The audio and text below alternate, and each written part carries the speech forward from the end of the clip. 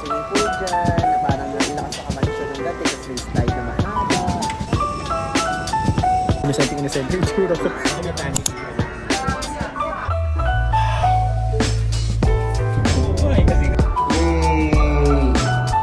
So, parang naliligaw ako. Say the best for last. Ako mas gusto. Hello guys! I'm back again with another video. And guys, sa video na to, andito tayo ngayon sa NAIA Terminal 1. Kasi pupunta tayo ngayon sa Hong Kong. And guys, dito natin gagawin ng ating first ever cruise experience with Resorts World 1. So guys, ayan. Andito na ako ngayon sa Terminal 1. Medyo matagal-tagal din na last time na nagpunta ako dito. Kasi dito kasi guys, tignan nyo, makikita nyo dito, exclusively siya for, yung part na to is for Philippine Airlines and ito yung iba't ibang airlines. So, let's go! Okay guys, let's go! Pasok na tayo! Ayan! Ayan guys, tapos na ako mag-check-in. I-dinrap ko na din dito yung baggage ko at ngayon ang gagawin naman natin is pupunta na tayo sa immigration area. So guys, ayan, nandito na tayo after ng immigration. So wala sa akin tinanong sa immigration, napaka-cool. Like, ang tinanong lang sa akin pala is which is kung kailan ka babalik. So sinabi ko lang October 6 ako babalik kasi 6 days lang naman ako. Kaya ngayon, pupunta na muna tayo dito sa PAGS. And dito natin ilan yung mga kasama natin. Ayan, dito muna tayo sa PAGS. Okay, dito na kami ngayon. Oo nga pala guys, share ko lang sa inyo. Itong trip ko na ito, hindi ka solo travel like the previous ones. May kasama ako dito mga travel vloggers. So papakilala ko sa inyo sila isa-isa later.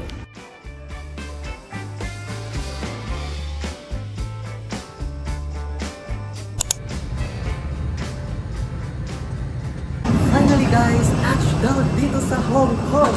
And guys, ngayon, syempre, pupunta muna kami sa immigration, kukunin muna namin yung baggage namin. And after yun is, pipick upin kami dito as far as I know, papunta dun sa Kai Tak Cruise Terminal. Basta guys, ilalagay ko dito yung tama. And from there, dun kami pupunta sa cruise. Natutuwa ako guys, grabe. Very first time talaga tong experience ko na to. Kaya, tingnan natin kung ano yung mga makikita niyo sa mukha ko, yung ano first na aking impression. Let's go! Grabe guys, first time talaga itong experience ko na to. Kaya guys, if ever na makikita niyo, super saya ako. Syempre, first time ko mag-cruise. So, let's go! Ayun guys, napunta na tayo ngayon sa immigration part.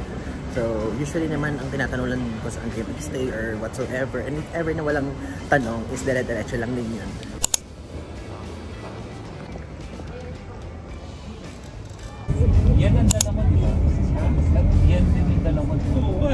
Ayan guys, so finally nandito na kami sa pier. I-check in na namin luggage namin dito sa baba. Hindi ko sure kung dito pala check in, pero guys, ayan, yung luggage is dito namin i-check in sa 23 onwards. So, kailangan yung passport kapag i-check in yung luggage nyo kasi iiwan nyo na to dito, then dala nyo na lang mismo hand carry nyo doon sa taas. Pagdating nyo sa Kai Tak Ferry Terminal is kailangan nyo dyang i-check in yung luggage nyo. Then, papanik kayo sa boarding hall at doon sa boarding hall is doon kukunin lahat ng infos nyo, isusurrender nyo yung passport nyo, and doon nyo din makukuha yung keycard nyo na kung saan kailangan nyo yun para ma-access lahat ng amenities sa cruise. So guys, nakuha ko na ang aking keycard sa aking room. Keycard ko sa room. Keycard ko sa room, no? Siguro. Ayan. Tignan nyo, oh. So, meron ganito. Meron silang pa-lace na ganito. And dito ilalagay yung passport, lahat ng information and others. And yung keycard nga sa mismo parang balcony room niya. So, let's go. Pili na tayo. Sa mga oras na to, papasok na tayo sa loob ng ship. Ito yung dadaanan nyo sa Kai Tak Ferry Terminal. Okay guys, ayan. After many checking and security checks tulad kanina, tignan nyo, dito na tayo ngayon sa Cruise Resorts World 1. And guys, ayan, pupunta tayo ngayon dun sa mismong cruise. And guys, itong route nito ay pupunta to sa Danang sa Kanacha. Nakatuwa dito guys. Puro mga Filipino yung mga staff. Nagtatagalog sila. Thank you. Thank you. Ayun guys, so may tinatanto sila dito. Z daw, parang deck Z. Hindi ko alam. So, tingnan natin. Susundan ko na lang yung mga kasama ko kasi same naman floor kami and magkakalapit lang yung rooms namin. Pagpanik niyo sa cruise ship, welcome kayo ng mga captain and ng mga staff. At ayan o, first time kong makita yung loob ng cruise, napakalaki pala and parang mall din. Grabe, ang ganda. So guys, ayun, nakapasok na ako sa loob. Tingnan nyo, napakaganda na itsura. Like, ito yung bubungan sa inyo kapag pumasok kayo dito sa cruise. Like, napakalamig. Eh, tingnan nyo yung mga elevator doon. Grabe, innocent yung itsura ko. Pero at least, diba? Natural and genuine. At, ganda o. Hey guys, view ng Hong Kong. Diba? Hong Kong pa yan. Kasi dito pa tayo ngayon. Then, ang schedule kasi nitong cruise na to, yung ruta nito, ilalagay ko dito yung screenshot. So, merong 2 araw na high seas o kumbaga puro dagat lang yung paharap namin. Ganun. Ayan guys, so pumasok na kami dito ngayon sa pavilion. Yung pavilion, kainan nila. And bawat pasok pala dito is kailangan yung card. So, parang ito yung key card niya sa lahat ng entrance ng mga lugar. Ay, gusto mo ito? Ni hao. Ni hao ma. Ayan. Ayan, wait. May mango ba? Mango na lang po. Mango. Sa chilled ba yun? Wala sa fresh juice, no? Ito sir. Fresh juice, apple, orange, watermelon, carrot. Gusto like ba? Oo nga, no? Gusto like ba ako dito? Save the best for last. Ako mas gusto kayo against the light. Okay. Para hindi kita yung mga uka-uka ng mukha. Charot. Oo nga, no? Lipat na lang ako. Ayan, dumating na po kaming soup. Titipan natin.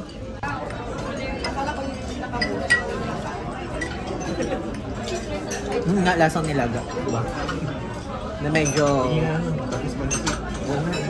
tabak na. Ma, pero legit kasi meron tayong mga Filipino food. So far yung specialties na ganyan. Voice record ko na lang. Sa'yo. Whatever you record. Magre-request ka, sir. Pwede ko naman siyang i-arrange, pero isasuggest ko talaga, try niyo yung mga authentic Chinese food namin, yung western food namin from our executive chef from Germany, which is Chef Reinhard Mames. Yung mga specialties niya nasa western restaurant. We have dinner there later. And then, her name is Nestle from the Philippines! Angelica nga ba? What's her name? Yes. Angelica? Yes, sir. May na family. Ayun guys, ngayon tapos na kami kumain dito and pupunta na kami ngayon sa kanya-kanyang room namin at ngayon itutur ko kayo kung ano ay turn ng room namin dito. Ayan. Let's go!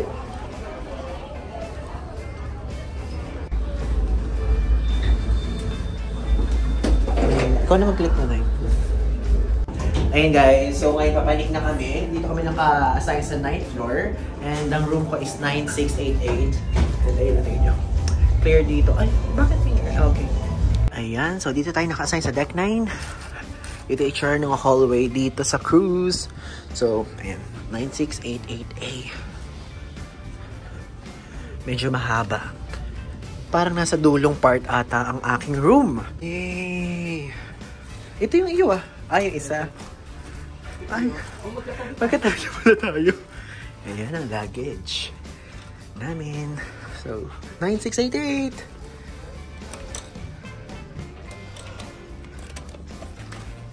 Whoa! I cannot! Ang ganda! I'd like to inform you that we're closely monitoring the weather conditions in the region due to Typhoon Koino. Rest assured, we will be providing you with regular updates throughout the voyage to keep you abreast of the situation.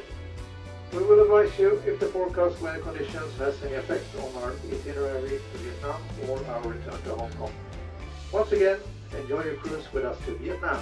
Speak to you soon again and thank you. Kasi alam nyo ba, originally, ang ruta talaga namin ay from Hong Kong, pupunta kami ng Okinawa, Japan. Kaya lang, unfortunately, binabagyo yung Okinawa during that time na nag-cruise kami. Kaya ngayon, na-route kami, napunta kami sa from Hong Kong to Nha Trang and Da Nang, Vietnam. At least, kahit mapano, natuloy pa din kasi ginawa nila yung best nila para sa safety ng karamihan ng mga passengers nila. Kaya yon, ngayon, pupunta tayo sa Vietnam instead ng Okinawa. So guys, ngayon, i-room tour ko kayo quickly dito sa ating room. So, dito muna tayo magsimula. And ayan, makikita nyo guys, ay dito is yung cabinet agad ng bubuhat sa inyo. So, meron dito nalagyan sa itaas. Tapos meron dito napakadaming hanger and may dalawang bathroom. And may actually dyan yung maleta if ever na gusto nyo ilagay dyan yung maleta nyo. And dyan makikita nyo is dito yung mga ilaw. Ano ba ito? And dito guys, area na to ay merong layer na ganyan. Dito sa una is pwede kayo maglagay ng kahit anong gamit. Dito naman is kahit anong gamit din. Plus, nakalagay dito is yung kanilang saksakan if ever na gusto nyo mag-charge ng cellphone nyo, ng gadgets nyo, etc. Tapos ayan, pwedeng i-dim at pwedeng lakasan. Ayan, ito natin. So, dito nakalagay dito yung QR code ng Resorts World Daily. Na dun yung makikita lahat ng mga facts about dito sa mismong cruise. Tapos, nakalagay dito yung quick pay, self-checkout if ever na kapag meron kayong babayaran, isettle nyo na agad-agad. Plus, ito yung wifi nila guys. Iscan nyo lang yung QR code na yan. Then, ayun, makakonect na kayo. And dito guys sa baba, is makikita nyo dito yung complimentary drinks nila, dalawa. Dito, ayan, makikita nyo is yung kanilang kettle. Tapos dito, lalagyan na ng ice if ever gusto nyo. And ayan, plus meron dito yung fridge. Plus, dito guys, sa side na to, makikita nyo din dito, ito na yung pinaka-bed. Like, parang Japan style siya. Yun yung nahalata ko dito sa mismong room. Is parang maliit, pati yung CR. Papakita ko sa inyo later. And ayan, climate control. Kung gusto nyo ng warmer, pwedeng uminit o pwedeng naman. Ano pa yung cool? Quick cool na natin. And ayan, meron dito dalawang sabitan. Tapos doon sa area na yun, medyo masikip kasi. Meron doong USB port kung ano gusto nyo mag-charge ng inyong gadgets na nakapa-USB port. Tapos ayun yung ilaw. Paano ito? Gusto nyo dito? Siguro ilaw yun. Kaya na po dito. Hindi. Ito pala yun. Pinodge ko agad. Ayun. Doon naman yung ilaw na yun. So, napakadami palang ilaw dito. So, guys, ayun.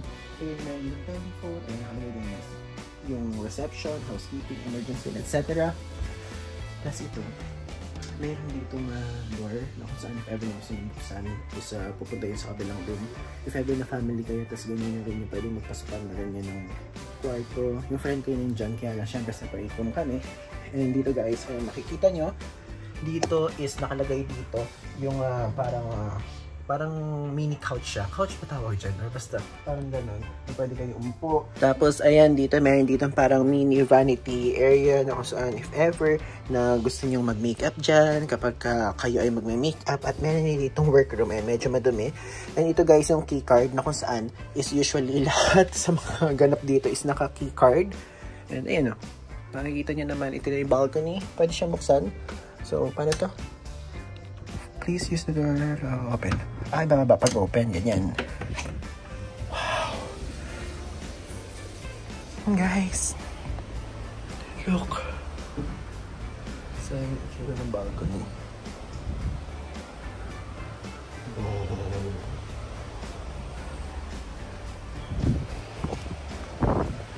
Okay, guys. Actually, first time ko makita itong nakita itong dagat. Ayan yung itsura. Diba? Ganda. Ang nakakatakot dito kapag kagabi. Isipin nyo ito yung view nyo. Tapos clear na dagat na area lang kayo. Tapos gabi. Diba? Nakakatakot yung part nyo.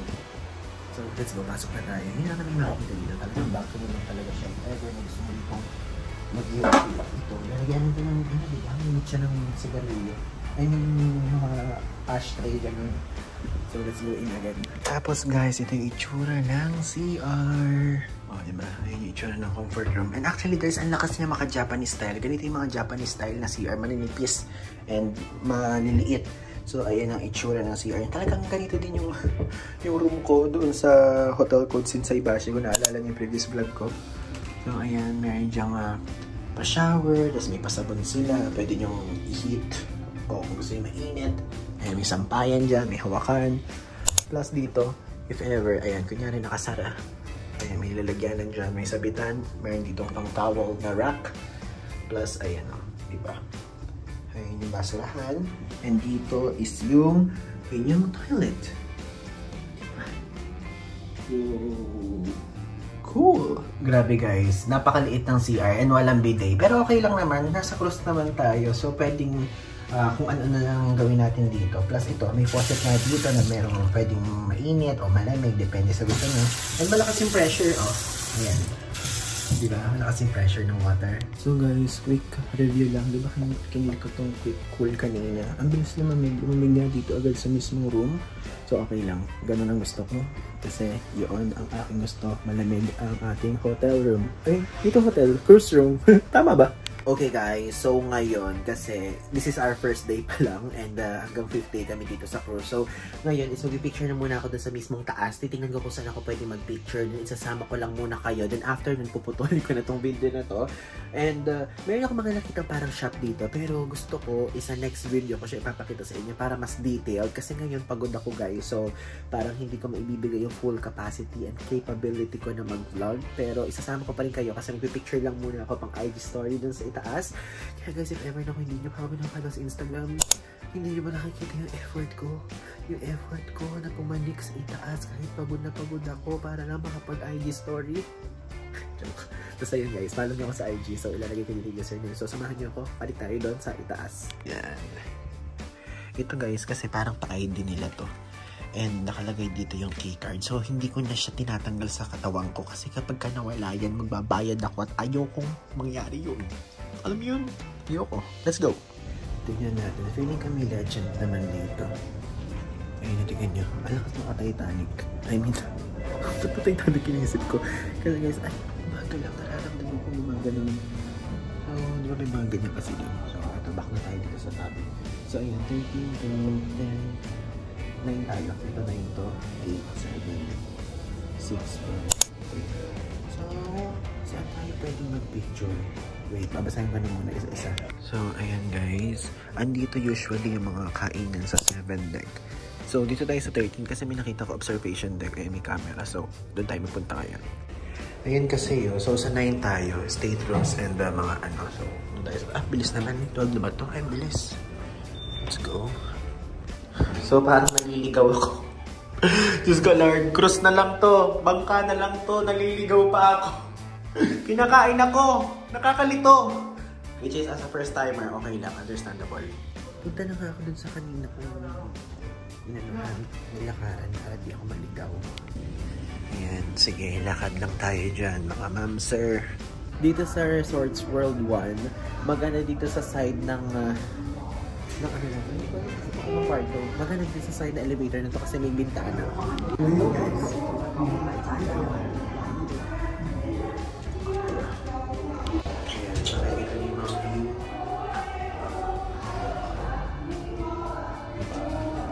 Ano ito? Nagsho-show sila dun. Sa taas pa ako 13.